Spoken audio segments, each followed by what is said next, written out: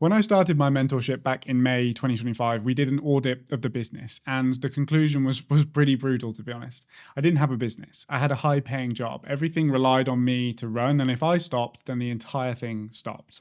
Today, what I'm going to do is break down the difference between being self-employed and actually running a business, because what I think is most videographers are stuck in the first one, and they don't really realize it. If you're new here, hello, my name is Ollie. To date, I'm 5 years deep in the game with the ambition of growing a world-class video production company. I've worked with clients all across the UK and the US and Dubai. So with all the social proof out the way, I've got nothing to sell you here, right? No course, no links, no luck packs. The only reason why I make these videos is because I wish that someone else would have told me this stuff when I was first starting out. So if you do find it helpful, then just share it, right? That's all that I ask. That's how this thing grows. Now, look, if you feel like you're constantly busy, but you're not actually growing, or you can't take time off without every single thing falling apart, then this is probably why. And by the end of this video, you'll understand the difference between a freelance job and an actual business, and what you may need to do and what you may need to change in order to make that shift. Let's get into it.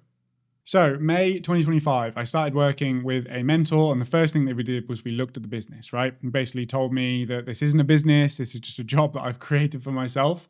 Everything depended on me. I was doing the sales calls, I was doing every single shoot, I was editing everything, I was managing the projects, I was invoicing, I was doing everything, right?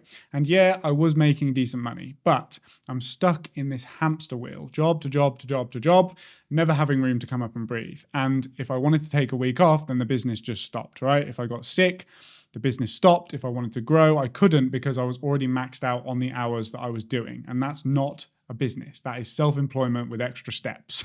And here's the thing, most videographers are in the exact same position, but they just don't realize that they are. They're trading time for money, you're doing everything yourself, you have no systems, you've got no team, and you're convinced that no one can do it as good as you, right? So you just keep grinding, you just keep doing the work.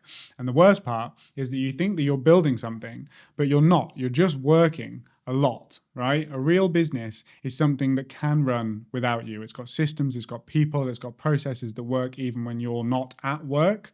And I didn't have any of that. I was the business, and that was ultimately a massive problem. So my mentor then asked me a question. He said, what is the work that only you can do? And I didn't really have a good answer because at that point I was doing everything. And the reality is most of what I was doing, somebody else could do, and probably cheaper than what my time was actually worth as well. The only things that only I could do was sales, strategy, and showing up as the face of the company, right? That's it. Everything else can be delegated, but I wasn't delegating anything. I was kind of holding on to everything because I thought I had to. And that's, I think, what keeps people stuck. So right now, I'm honestly not where I want to be yet. This is a constant journey, but I've made progress. I used to spend like 90% of my time on low-level work, which would be like editing, admin, logistics, all of that stuff. And now it's more like 50%, which is still way too much, but it's better than what it was. I've completely outsourced the editing. I'm working on outsourcing all of our pre-production and logistics. I'm building systems that can happen without me having to be involved in every single detail and decision. And the goal is to get to a point where I'm only working on founder-led marketing, brand, and strategy, right? The high-level stuff that actually moves the needle and moves the business forward. If someone would have told me this like 5 years ago, I think I would have been a lot further along than I am right now. I could have started kind of delegating everything earlier. I could have built systems from day one. I wouldn't have wasted years doing everything myself. So if you're hearing this and you're in that hamster wheel of job to job to job to job, you don't have a business yet. You have a job. And the sooner that you accept that, the sooner that you can start building something that actually feels real. So what can you actually do about this? Well, first you need to figure out the work that only you can do. And if we're being totally honest, most of it somebody else can do. Second is you need to start delegating. Now, I know this is scary. I know you think no one else can do it as well as you, but if you want to grow, you have to let things go.